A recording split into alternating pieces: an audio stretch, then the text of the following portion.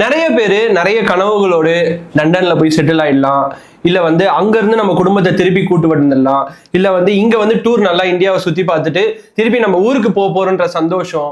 அது மட்டும் இல்லாம நம்ம குடும்பத்தோட நிறைய வந்து வெக்கேஷன் போறோம் லண்டன் அப்படின்னு சொல்லி ஒரு பெரிய சந்தோஷம் வந்து துக்கமா மாறின நாள் தான் ஜூன் 12 எக்ஸாக்டா 1:43. ஒரு மிகப்பெரிய டிராஜடி இன் இந்தியா அப்படின்னு சொல்லக்கூடிய அளவுக்கு ஒரு ஃபிளைட் ஆக்சிடென்ட் அஹமதாபாத்ல நடந்திருக்கு. எனக்கு நான் நியூஸ் பார்த்துட்டே இருக்கும்போது நைட்டு இந்த வீடியோ பேசுற வரைக்குமே இல்லை, யாராவது ஒருத்தர் 2 பேர் சர்வைவர்ஸ் இருப்பாங்களா, இல்லை நிறைய பேர் பொழைச்சிட்டா நல்லா இருக்குமே அப்படின்னு சொல்லி ஃபீல் பண்ணதான் ரொம்ப அதிகம். நான் ஒரு 6 o'clock வரைக்கும், ஒரு 6:30 7 o'clock வரைக்கும் நியூஸ் பார்த்துட்டே இருக்கும்போது ஒருத்தரா இறந்துட்டாங்க அப்படின்னு சொல்லி அனௌன்ஸ் பண்றாங்க. 30 பேர் இறப்பு, 90 பேர் இறப்பு, 100 பேர் இறப்பு அப்படின்னு சொல்லி ஏதாவது ஒரு கட்டத்துல வந்து ஒரு 10 பேர் வந்து பிழைச்சிட்டாங்க, எஸ்கேப் ஆயிட்டாங்க ஃபிளைட்ல இருந்து அப்படின்ற ஒரு ஏதோ ஒரு சின்ன நல்லதாச்சும் நடக்காதா அப்படின்னும் போது 11 மணி போல ஒரு நியூஸ், 242 பேர்ல 241 பேரும் இறந்துட்டாங்க. இது மட்டும் இல்லாம அடிஷ்னலா 50 பேர் அந்த பிஜி காலேஜ்ல இறந்திருக்கிறதுக்கான வாய்ப்பு இருக்கு அப்படின்னு சொல்ல வரும்போது அவ்வளவுதான். Uncertain life. அந்த இடத்துல ஏதேதோ கனவுகளோட போன நிறைய பேரோட வாழ்க்கை முடிஞ்சிடுச்சு. ஸோ இந்த ஆக்சிடென்ட்டை பத்தி பேசும்போது நீங்க இதை சப்ஸ்கிரைப் பண்ணுங்க, இல்லை ஃபாலோ பண்ணுங்க, ஷேர் பண்ணுங்கன்னு சொல்றதுக்குலாம் எனக்கு மனசே வரல. ஸோ இந்த ஏர் கிராஷை பத்தி ஒரு டீட்டெயில்டான ஒரு வீடியோ தான் இது. ஸோ வீடியோக்குள்ள போகலாம். ஏர் இந்தியா A1-171 இந்த விமானம் வந்து போயிங் ரக விமானம். So one of the series 787 சீரியஸ்ல வந்து இந்த விமானம் வருது. இதை வந்து கிட்டத்தட்ட ஏர் இந்தியா, இப்போதைய டாடா நிறுவனம், அப்போதைய ஏர் இந்தியா நிறுவனம் கிட்டத்தட்ட 12 வருஷத்துக்கு முன்னாடி போயிங் கிட்ட இருந்து இந்த விமானத்தை வாங்கியிருக்காங்க. ஸோ மிகப்பெரிய ஏர்பஸ். ஸோ பார்த்தீங்கன்னா இங்க இருந்து லண்டனுக்கு இந்த ஸ்ட்ரெச் 13 hours பறக்குதுன்னா ஒரு மிகப்பெரிய ஏர்பஸ் வித் 242 பேசஞ்சர்ஸ். ஸோ அப்படி பார்த்தீங்கன்னா இதோட ஃபியூவல் கெப்பாசிட்டியும் அதிகம், அதே மாதிரி வந்து இதோட செயல்திறனும் ரொம்ப அதிகம். டெக்னிக்கலா போயிங் அப்படின்றது அவ்வளோ ஈஸியாலாம் ஆப்ரேட் பண்ண முடியாது. இந்த ஃபிளைட்டுக்கான கேப்டன்ஸ் யாருன்னு பார்த்தீங்கன்னா சுமித் சபர்வால், அப்புறம் லைவ் குந்தர், இவங்க தான். இந்த சபர்வால்ன்றவர் கிட்டத்தட்ட 8000+ hours இன் ஃபிளைட் வந்து இவருக்கு எக்ஸ்பீரியன்ஸ் இருக்கு. ஸோ வந்து இவரோட எக்ஸ்பீரியன்ஸை எந்த ஒரு விஷயத்தையும் குறைய சொல்ல முடியாது. அடுத்தது லைவ் குந்தர், இவரும் வந்து one of the senior pilots. இவங்க 2 பேர் தான் இந்த ஃபிளைட்ஸை இயக்கி இருக்காங்க. ஸோ இதுக்கு முன்னாடி என்ன நடந்தது, அதாவது இந்த ஃபிளைட்டோட கிராஷுக்கு முன்னாடி என்ன நடந்தது அப்படின்னு பார்த்தோம்னா, இது காலையில 10 மணிக்கு டெல்லியிலேருந்து கிளம்பி அஹமதாபாத் வந்திருக்கு. ஸோ இது வந்து ஒரு கனெக்டிங் ஃபிளைட்லாம் கிடையாது, அந்த ஃபிளைட் இங்கேருந்து இங்கே வந்திருக்கும் போது அந்த பர்டிகுலர் டெல்லி டு அஹமதாபாத் ஃபிளைட்ல வரும்போதே ஏர் இந்தியாவை பற்றி ஒருத்தர் வந்து வீடியோ எடுத்து, இந்த மாதிரி ஏசி சரியா ஒர்க் ஆகலை, இங்கே பார்த்தீங்கன்னா பட்டன்ஸ்லாம் நிறைய ஒர்க் ஆகலை, நான் வந்து க்ரூ மெம்பர் கால் பண்ணேன்னா அந்த டெலிஃபோன் ஒர்க் ஆகலை அப்படின்னு சொல்லி நிறைய வந்து அந்த இன்ஸ்டாவில் வந்து இன்ஸ்டாலெலாம் போட்டிருக்காரு. ஸோ இது ஒரு சைடு வந்து இப்போ வைரல் ஆகிட்டு இருக்கு. ஆக்சுவலாக என்ன நடந்தது எக்ஸாக்டா 1:38 1:43 வரைக்கும் என்ன நடந்தது அப்படின்னு பார்த்தீங்கன்னா, ஒன்ஸ் போர்டிங் கிளியர் ஆகிட்டு ஃப்ளைட் வந்து ரன்வேல வந்த பிறகு 1:38 கரெக்ட் டைமுக்கு வந்து ஃப்ளைட் டிபார்ச்சர் ஆயிருக்குங்க. கரெக்டா 1:38 டிபார்ச்சர் ஆன ஃப்ளைட்டு எவ்வளோ தூரம் போயிருக்க முடியும்? மேக்ஸிமம் வந்து நீங்கள் ஒரு 400 km/h வச்சிருந்தா கூட ஒரு நிமிஷத்துக்கு மேக்ஸிமம் ஒரு 5 km ரேடியஸ் தான், அதுக்கு மேல்பட்டு போகிறதுக்கான சான்சஸே கிடையாது. ஸோ 1:38 1:39 1:39 கரெக்டா பைலட்ஸ் வந்து மேடே டிக்ளேர் பண்றாங்க. இமிடியேட் மேடே அப்படின்னு சொல்லி டிக்ளேர் பண்றாங்க. ஸோ 1:39 இது நடக்குது. ஸோ 1:40 கம்யூனிகேஷன் லாஸ்ட் ஆகுது. எந்த ஒரு கம்யூனிகேஷனும் ஃபிளைட்டுக்கும் பர்டிகுலரா அந்த ஏர் டிரான்ஸ்மிட் ரீஜன் இருக்கும்ல, இந்த ஏர் சிக்னல்ஸ்லாம் கொடுப்பாங்கல்ல, அந்த பெரிய பெரிய டவர்ஸ், அங்கேயும் கம்யூனிகேஷன் லாஸ்ட் ஆகுது. ஸோ கிரவுண்டுக்கும் ஃபிளைட்டுக்கும் இருக்க கம்யூனிகேஷன் லாஸ் பண்றதை எஸ்டாப்ளிஷ் பண்றதுக்கு எவ்வளோ கடகடன் ட்ரை பண்றாங்க, பட் எதுவுமே பண்ண முடியல. இந்த 1:39 1:40 கம்யூனிகேஷன் லாஸ்ட் ஆன பிறகு வித்தின் இந்த 2 minutes 1:43 கிராஷ். இந்த கிராஷ் எப்படி நடக்குது அப்படின்னு பார்த்தீங்கன்னா, எக்ஸாக்டா ஃபிளைட் டேக் ஆஃப் ஆகி நான் சொல்ற மாதிரி 1:38 1:43 5 minutesக்குள்ள 825 அடி தாங்க போயிருக்கு ஃபிளைட்டு மேக்ஸிமம் ரீச். என்னன்னா ஃபிளைட் இப்படி போய் இடிக்கல. ஸோ இங்க கொஸ்டினே அதான், ஃபிளைட் போயிட்டு நேரோவா இப்படி பறந்த மெனிக்க போய் கீழே விழுந்திருக்கு. ஸோ ஏதோ ஒரு மிகப்பெரிய மெக்கானிக்கல் ஃபெயிலியரா, என்ன பிரச்சனை அப்படின்றது இன்னும் எதுவுமே தெரியல. ஸோ இந்த மேடே அப்படின்றது நிறைய பேருக்கு டவுட் வரலாம். இந்த மேடே அப்படின்றது வந்து லைஃப் த்ரெட்டனிங் எமர்ஜென்சி, லைக் வந்து இன்ஜின் ஃபெயிலியர், இல்லை ஆன்போர்டில் ஃபயரு, இல்லை லாஸ் ஆஃப் கண்ட்ரோல், இந்த மாதிரி இந்த 3 விஷயம். இதை தவிர்த்து லைஃப் த்ரெட்டனிங்காக எந்த ஒரு பாசிபிலிட்டிஸும் வரலாம். ஓகேங்களா, அது வந்து மெக்கானிக்கல் ஃபெயிலியர் எது ஒன்றாலும் இருக்கலாம் அன்சர்டைன் வேர்ல்டில். அப்படி இருக்கும்போது அந்த மாதிரி விஷயத்துக்கு தான் மேடே வந்து ஃபிளைட்ஸ்லயும் ஷிப்ஸ்லயும் டிக்ளேர் பண்ணுவாங்க. ஸோ இந்த பர்டிகுலர் ஃபிளைட்ல மேடே டிக்ளேர் பண்ணியிருக்காங்க வித்தின் 1 minute ஆஃப் ஃபிளைட். ஒரு நிமிஷம் கிளம்பி ஒரே ஒரு நிமிஷத்துலயே மேடே டிக்ளேர் பண்ணிருக்காங்க. ஸோ பைலட்ஸ் நோட், ஏதோ ஒரு பெரிய விஷயம் வந்து நமக்கு அவுட் ஆஃப் கண்ட்ரோல் போயிடுச்சு, இதை நம்ம காப்பாற்றணும் அப்படின்னு சொல்லி எவ்வளோ ட்ரை. பைலட்ஸ் வந்து இன்னொரு தெய்வங்கள். ஏன்னா அவங்க வந்து அவங்களுக்கு தெரியுது நம்ம இல்லைனா கூட பரவாயில்ல, நம்ம பேசஞ்சர்ஸை காப்பாற்றணும் ட்ரை பண்ற நிறைய பைலட்ஸ் தான் உயிரிழந்திருக்காங்க. அது ஹிஸ்டாரிக்கலா இருக்கு. அதை பத்தின வீடியோ நான் போட்டிருக்கேன், கண்டிப்பா போய் பாருங்க. So 825 feet above the ground பறந்துருக்கு. போயிட்டு ஸ்ட்ரைட்டா என்னன்னா, இது ஒரு பெரிய ப்ராப்ளம் என்னன்னா, அது வந்து குடியிருப்பு பகுதி. ஒரு ரேடியஸ்ன்னு எடுத்துட்டீங்கன்னு வச்சுங்க, அப்பார்ட் ஃப்ரம் அவுட் நீங்க சுத்தி குடியிருப்பு பகுதி தான் இருக்கும். மெஜாரிட்டியா வந்து நிறைய மிலிட்டரி கிரவுண்ட்ஸ் இந்த மாதிரி இருக்கும். பட் குடியிருப்பு பகுதியில் போயிட்டு பர்டிகுலரா BJ medical hospital, government hospital காலேஜில் போய் விழுந்திருக்கு. இதை விட கொடூரமான விஷயம் என்ன அப்படின்னு பார்த்தோம்னா, அந்த பர்டிகுலர் ஹாஸ்பிட்டல்ல அந்த டைம்ல லஞ்ச் டைம்ல கிட்டத்தட்ட 100+ மெம்பர்ஸ் வந்து அந்த கேன்டீன்ல கூடியிருக்காங்க. இது வந்து ரொம்ப ரொம்ப கொடூரமான விஷயம். ஸோ ஃப்ளைட்டு வந்து கிராஷ் ஆயிடுச்சு, கீழே விழுந்துடுச்சு. ஒரு ஃப்ளைட் வந்து கிராஷ் ஆச்சு அப்படின்னா அது வந்து 2 விஷயத்துல வந்து எக்ஸ்ப்ளோட் ஆகும். ஒன்று வேகம், ஸ்பீடு, இன்னொன்று அதுக்குள்ள இருக்க ஃபியூவல். ஸோ நம்ம நல்லா இந்த இடத்துல ஒரு விஷயம் பார்க்கணும், என்னன்னா 1.25 lakh liters of white petrol fuel. So பார்த்தீங்கன்னா 58 டன் ஃபியூவல் இருந்திருக்கு உள்ள.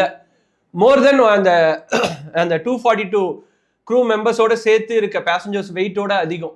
ஸோ 58 டன் வந்து ஃபியூவல்ஸ் இருந்திருக்கும் போது எந்த அளவுக்கு அது மேசிவா எக்ஸ்ப்ளோட் ஆயிருக்குன்றத நிறைய பேர் வீடியோவில் பார்த்துக்கலாம்.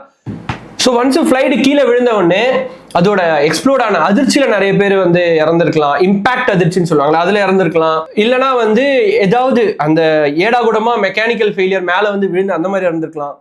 பட் இதெல்லாம் தாண்டி பெரும்பாலும் 95% அபோவ் இறந்துருக்கிறதுக்கான ரீசன் என்னன்னா, ஃபுல்லாக வந்து ஃபியூவல் வெடிச்சிருக்கு. ஃபியூவல் டேங்க் வெடிச்சு அது ஃப்ளைட்டை ஃபுல்லாக எரிச்சிட்டு இருக்கு. நீங்கள் பார்த்தீங்கன்னா அந்த பிக்சர்ஸ்லாம் ஃப்ளைட்டோட பேக் இருக்கு, ஃப்ரண்ட் இருக்குங்க, அவ்வளோதான், லைட்டாக தான் இருக்கு. விங்ஸு அதுக்கப்புறம் சென்டர் பார்ட்லாம் எப்படி என்ன ஆச்சுன்னே தெரியல, எரிஞ்சிட்டு இருக்கு கம்ப்ளீட்டாக. அது மட்டும் இல்லாமல் பிஜே மெடிக்கல் காலேஜ் அந்த பில்டிங்ஸ் பார்த்தீங்கன்னா 3 பில்டிங்குமே வந்து ஃபுல்லாக எரிஞ்சிருக்கு. அதாவது உடஞ்சி விழலை, எரிஞ்சிருக்கு. ஸோ அந்த அளவுக்கு மேசிவாக எக்ஸ்ப்ளோர்ட் ஆயிருக்கு. ஸோ இந்த பர்டிகுலர் ஃப்ளைட்டில் ட்ராவல் பண்ண பேசஞ்சர்ஸோட லிஸ்ட்டு பார்த்தீங்கன்னா, இந்தியாவிலேருந்து 169 பேர் ட்ராவல் பண்ணியிருக்காங்க. பிரிட்டிஷ் அதாவது யூஎஸ்லேருந்து 53 பேர், கனடாலேருந்து ஒருத்தர், போர்ச்சுகீஸ்லேருந்து 7 பேர். இதை விட முக்கியமான விஷயம் என்னன்னு பார்த்தீங்கன்னா, ஃபார்மர் குஜராத் சிஎம் விஜய் ரூபானி அவர் வந்து அவங்க ஒய்ஃபை வந்து லண்டன்லேருந்து திருப்பி கூட்டிட்டு வரதுக்காக இவரும் அதில் ட்ராவல் பண்ணியிருக்காரு. இவரும் நம்மளோட இப்போ இல்லை. ஸோ வந்து ட்ராவல் பண்ண எல்லாருக்குமே, இப்போ உயிரோடு இல்லாத எல்லாருக்குமே என்னோட டீப்பஸ்ட் கண்டோலன்சஸ். இதை தவிர இவ்வளோ பெரிய ட்ராஜடி நடந்திருக்கு. பட் ஆனால் 1000 கோடியில் ஒருத்தர், 2000 கோடியில் ஒருத்தர், இல்லை இந்த மக்கள் தொகையிலேயே ஒருத்தர்னு சொல்லுவாங்க தெரியுமா, ரொம்ப ரொம்ப சந்தோஷமான விஷயம் அந்த இடத்துல. அதாவது ஒரு பெரிய ப்ராப்ளத்தில் ஒரு சின்ன சந்தோஷம்னு சொல்லுவாங்கல்ல, இவ்வளோ பிரச்சனை நடக்குது, அட்லீஸ்ட் இந்த ஒரு சின்ன ஹாப்பினஸ் ஆச்சும் இருக்கு அப்படின்ற மாதிரி விஸ்வகுமார் ரமேஷ் அப்படின்றவர் 11A அப்படின்ற சீட்ல வந்து டிராவல் பண்ணியிருக்காங்க அந்த ஃபிளைட்ல. ஸோ ஒன்ஸ் பேனிக் சிச்சுவேஷன் வந்த பிறகு இஸ் ரெடி டு டைவ். அதாவது ஃபிளைட்ஸை வந்து இமீடியட்டா அனௌன்ஸ் பண்ணியிருக்காங்க. ஏதாவது ஒரு பேனிக் சிச்சுவேஷன்ஸ் வந்தா கண்டிப்பா வந்து பைலட்ஸ் வந்து அது ஹேண்டில் பண்ண முடியாத சிச்சுவேஷனாக இருந்தால் பேசஞ்சர்ஸ்க்கு அலர்ட் பண்ணணும். ஸோ அந்த மாதிரி பண்ணும்போது இவரு ரெடியாக இருக்காரு. ஃப்ளைட் வந்து இம்பாக்ட் ஆகிற வரைக்கும் வெயிட் பண்ணியிருக்காரு. இம்பாக்ட் ஆகும்போது கரெக்டாக உடஞ்சிருக்கு. உடஞ்ச உடனே அங்கேருந்து எஸ்கேப் ஆயிருக்காரு எகிரி குதிச்சு.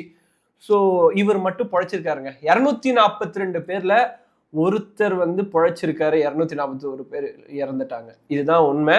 ஸோ இவருக்கு வந்து இப்போ இவர் வந்து தனியாக ஐசோலேட் பண்ணி சைக்காட்ரிக் கவுன்சிலிங் போயிட்டு இருக்கு. என்னன்னா அவர் அந்த ஆக்சிடென்ட் ட்ராமா இருக்கும்ல, அதுக்கான சைக்காட்ரிக் கவுன்சிலிங் போயிட்டு இருக்கு.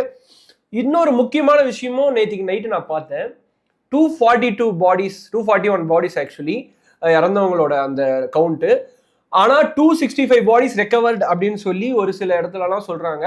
அது வந்து அங்க இருக்கிற மெடிக்கல் காலேஜ் ஸ்டூடெண்ட்ஸை சேர்த்து அப்படின்றாங்க. இது மட்டும் இல்லாம இப்போதைக்கு final confirmation 241 members are not there. Travel பண்ண யாருமே உயிரோட இல்லை. பட் அதை தவிர்த்து எத்தனை மெடிக்கல் காலேஜ் ஸ்டூடெண்ட்ஸ் கனவுகளோடு வந்த நிறைய பேர் இறந்துருக்காங்க. இந்த சைடு கனவுகளோட புறப்பட்ட நிறைய பேர் இருந்தாங்க, அந்த சைடில் கனவுகளோட வந்த நிறைய பேர், படிக்கிறதுக்காக வந்த நிறைய பேர் உயிரிழந்திருக்காங்க. ஸோ இது எல்லாமே வந்து ஒரு அன்சர்டைன் லைஃப், ஜஸ்ட் ஒரு இம்பாக்ட், ஒரு 5 நிமிஷம் கூட லைஃப் என்னன்னு ரெகக்னைஸ் பண்றதுக்குள்ள நம்ம அடுத்து யோசிக்கிறதுக்குள்ளேயே முடிஞ்சிச்சு நிறைய பேரோட லைஃப். ஸோ இது வந்து இந்தியா ஃபுல்லா இப்போ எல்லாரோட மனசை உலுக்கிட்டு இருக்க ஒரு விஷயம். இதை வந்து இமீடியட்டா சென்ட்ரல் கவர்மெண்ட், ஸ்டேட் கவர்மெண்ட் எல்லாம் ரெஸ்பான்ஸ் பண்ணி இமீடியட்டா ரெக்கவரிலாம் பயங்கர வேகமா நடந்திருக்கு. There is not at all issue, எந்த இஷ்யூமே இல்லாம. டாடா உங்களுக்கு எல்லாருக்குமே தெரியும், ஏர் இந்தியா வந்து டாடா டேக் ஓவர் பண்ணி ஒரு 3 to 4 years ஆகுது. ஸோ அப்படி இருக்கும்போது அவங்க இமீடியட்டா ரெஸ்பான்ஸ் பண்ணியிருக்காங்க. அந்த டாட்டாவோட ஹெட் என்ன சொல்லியிருக்காருன்னா, இறந்த எல்லாருக்குமே, அதாவது ஃப்ளைட் ஆக்சிடென்ட்ல இறந்தவங்க மட்டும் இல்லாம மெடிக்கல் காலேஜ்ல இறந்தவங்க இல்ல சுத்தி இருக்கவங்களுக்கு யாராவது இறந்துருந்தாங்கன்னா இந்த ஆக்சிடென்ட்ல எல்லாருக்குமே தலா 1 கோடி ரூபாய் நாங்க ப்ரொவைட் பண்றோம் அப்படின்ற மாதிரி சொல்லியிருக்காங்க. அதை தவிர்த்து எரிஞ்சு போன மெடிக்கல் காலேஜை நாங்க ரீபில்ட் பண்ணி தரோம். இதை தவிர்த்து சுத்தி இருக்க யாராவது இன்ஜுரி ஆயிருந்தாலோ இல்ல இங்க இன்ஜுரி ஆயிருக்க எல்லா ஃபிளைட் பேசஞ்சர்ஸ் யாராவது பழைச்சிருந்தாலோ எல்லாருக்குமே ட்ரீட்மெண்ட் செலவு நாங்களே ஏத்துக்கிறோம் அப்படின்னு சொல்லி டாடா குழுமம் சொல்லியிருக்கு. இன்ஃபேக்ட் ரத்தன் டாடா அவர்கள் உயிரோட இருந்தா இதை தான் சொல்லியிருப்பாரு அப்படின்னு நிறைய மக்கள் இந்த ஒரு பர்டிகுலர் செய்தியை வரவேற்கிறாங்க. ஏன்னா உண்மைதான், ரத்தன் டாடா இருந்தா மேபி இன்னும் கொஞ்சம் ஹையரா கூட ஏதாவது அனௌன்ஸ் பண்ணியிருக்கலாம், வாய்ப்பு இருக்கு. பட் நிறைய வந்து வீடியோஸ் வந்துட்டு இருக்குங்க.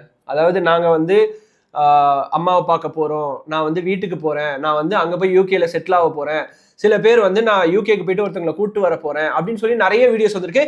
இந்த வீடியோஸ்லாம் ஒரு தொகுப்பா நான் கண்டிப்பா எடுத்து போடணும் அப்படின்னு ஒரு வீடியோ தனியா பேசணும்னு எடுத்து வச்சிருக்கேன். அது வந்து நாளைக்கு நீங்க பார்க்கலாம்.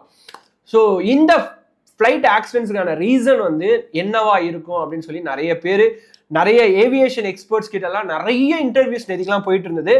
அப்படி பார்க்கும்போது நிறைய பேர் சொன்ன விஷயம் என்னன்னா, எக்யூப்மெண்ட் மால் ஃபங்க்ஷன். ஏன்னா போயிங்ன்றது ஒரு மிகப்பெரிய ஃப்ளைட்டு, அதுல எந்த எக்யூப்மெண்ட் எப்போனாலும் மால் ஃபங்க்ஷன் ஆகிறதுக்கான வாய்ப்பு இருக்கு. அந்த செக்ஸை பைலட்ஸ் பண்ணியிருக்கணும் இல்லை வந்து இன்ஜினியர்ஸ் பண்ணியிருக்கணும் அப்படின்ற மாதிரி சொல்லியிருக்காங்க. அதுக்கடுத்தது இம்ப்ராப்பர் மெயின்டெனன்ஸ்ல ஏதாவது ப்ராப்ளம் இருக்கலாம் அப்படின்ற மாதிரி சொல்றாங்க. பேர்ட் ஸ்ட்ரைக்ஸ், நிறைய நம்ம ஆக்சிடென்ட்ஸ்லாம் கேள்விப்பட்டிருக்கோம். பெரிய பெரிய பறவைகள் இடிச்சு ஃப்ளைட் ஆக்சிடென்ட்லாம் நடந்திருக்கு, அதை நம்ம நிறைய வீடியோஸ்லையும் பார்த்துருக்கோம். ஸோ இது ஒரு சைடு. ஃபைனலாக வந்து பைலட் எரருக்கான பாசிபிலிட்டி அப்படின்னு, ஏன்னா இந்த ஃப்ளைட்டு ஆல்ரெடி டெல்லியிலேருந்து அகமதாபாத் வந்திருக்கு, அகமதாபாத்லேருந்து தான் கிளம்பியிருக்கு. பைலட் எரர்னா எந்த அளவுக்கு இருக்கும் அப்படின்றது நம்மளுக்கு தெரியாது. ஒரு விஷயம் கன்ஃபர்மேஷன் ஆகாமல் நம்ம யார் மேலேயும் குறை சொல்லவும் முடியாது. அடுத்ததான் வந்து ஹை டெம்பரேச்சர் இல்லை லாஸ் ஆஃப் த்ரஸ்ட். இப்போ ஹை டெம்பரேச்சர் இருக்குன்னா த்ரஸ்ட் கிரியேட் ஆகிறதுக்கு சான்சஸ் கம்மி. இல்லை எக்ஸ்ட்ரீம் வந்து வெதர் கண்டிஷன்ஸ் ஏதாவது ப்ராப்ளம் இருக்குன்னா அந்த மாதிரி நேரத்துலையும் வந்து ஃப்ளைட்டோட விங்ஸ் வந்து ப்ராப்ளம் ஆகிறதுக்கு சான்சஸ் இருக்கு. இது எல்லாமே சொல்றாங்க. பட் ஆனால் ஒரு கேள்வி என்னன்னா, ஃப்ளைட்டோட இன்ஜின்ஸ் ஃபெயிலியர் ஆகி விழுந்திருக்குமா அப்படின்னு நிறைய கேட்குறாங்க. பட் அதுக்கான பாசிபிலிட்டியே இல்லைன்னு சொல்லி நிறைய எக்ஸ்பர்ட்ஸ் சொல்றாங்க. ஏன்னா ஒரு இன்ஜின் ஃபெயிலியர் ஆனாலும் இன்னொரு இன்ஜின் வந்து ரன் பண்ணும், நடு வானத்திலேயே ரன் பண்ணக்கூடிய அளவுக்கு கெப்பாபிலிட்டி இருக்கு. பட் இந்த ஆக்சிடென்ட் வந்து நீங்க பாத்தீங்கன்னா ஃப்ளைட் போயிட்டு நேரா இப்படி விழல, டவுன்ஃபால்ல வந்து அதோட நோஸ் வந்து டவுன்ஃபால்ல குத்தல, நேரா போய் இப்படியே விழுந்திருக்கு. ஸோ ஏதோ ஒரு பெரிய மெக்கானிக்கல் ஃபெயிலியர் தான் ஆயிருக்கு அப்படின்ற மாதிரி சொல்லியிருக்காங்க. இதை தவிர்த்து 787 போயிங் ஏர்பஸ் ஹியூஜ் பேராமீட்டர்ஸ், நிறைய விஷயங்கள் அதை கண்காணிச்சுட்டே இருந்தால் மட்டும்தான் அது பக்காவா இயங்கும் அப்படின்னு சொல்லியிருக்காங்க. ஸோ இந்த போயிங் பற்றின ஆக்சிடென்ட்ஸ்ன்றது நிறைய இருக்கு. ஏன்னா போயிங் வந்து ஒரு பெரிய கம்பெனியாக இருந்தாலும் அந்த ஃப்ளைட் ஆக்சிடென்ட்ஸு நிறைய நம்ம 1970s இன்னைக்கு 2025 கிட்டத்தட்ட ஒரு 55 வருஷம் நிறைய பார்த்துட்டு தான் இருக்கோம். ஸோ இதுக்கு வந்து போயிங் என்ன சொல்ல போறாங்க, இல்லை வந்து இதுக்கான ஃபுல் அனலைசிஸ் என்ன இருக்க போகுது, எல்லாமே வந்து அந்த ஃப்ளைட்ல இருக்க பிளாக் பாக்ஸ் நம்ம நிறைய படத்துல பார்த்துருப்போம். அந்த பிளாக் பாக்ஸ்ல வந்து டேட்டாஸ் வந்து ரெக்கவர் பண்ணி அதை அனலைஸ் பண்ணி டீடைல் ரிப்போர்ட் தரத்துக்கு குறைஞ்சது 10 days ஆச்சும் எடுக்கும். ஏன் அப்படின்னு பார்த்தீங்கன்னா சவுண்ட்ஸை ரெக்கார்ட் பண்ணியிருக்கோம், அதுக்கப்புறம் வந்து பைலட்ஸோட வாய்ஸை ரெக்கார்ட் பண்ணியிருக்கோம், பேசஞ்சர்ஸோட வாய்ஸஸ், அப்புறம் க்ரூ மெம்பர்ஸ் என்ன பேசியிருக்காங்க, கடைசி செகண்ட் வரைக்கும் என்ன நடந்திருக்கு. ஸோ இது எல்லாமே ரெக்கார்டிங்ஸ் வந்த பிறகு தான் அனலைஸ் பண்ணி என்ன நடந்திருக்கு அப்படின்ற ஒரு டீட்டெயில் ஸ்டேட்மெண்ட் கொடுக்க முடியும். ஸோ அது வரைக்கும் நம்ம வந்து ஜஸ்ட் லைக் தட் அசம்ஷன்ல எதுவுமே சொல்ல முடியாது அப்படின்றது தான் நிதர்சனமான உண்மை. ஸோ இந்த ஃப்ளைட் ஆக்சிடென்ட்டை பற்றி டீட்டெயில்டா யாராவது உங்ககிட்ட கேட்டாங்கன்னா கண்டிப்பா இந்த வீடியோ உங்களுக்கும் பிடிக்கும், உங்களுக்கும் ஓரளவுக்கு புரிஞ்சிருக்கும் நான் நம்புறேன். அவங்களுக்கும் இதை ஷேர் பண்ணுங்க. ஸோ ஃபர்தரா வேற பேசவும் முடியல. So Vijay Karthik signing off. Tata, bye bye, C you. தனியாக கம்மியாக யூஸ் பண்ணுங்க, பிளாஸ்டிக் யூஸ் பண்ணாதீங்க. பபாய்.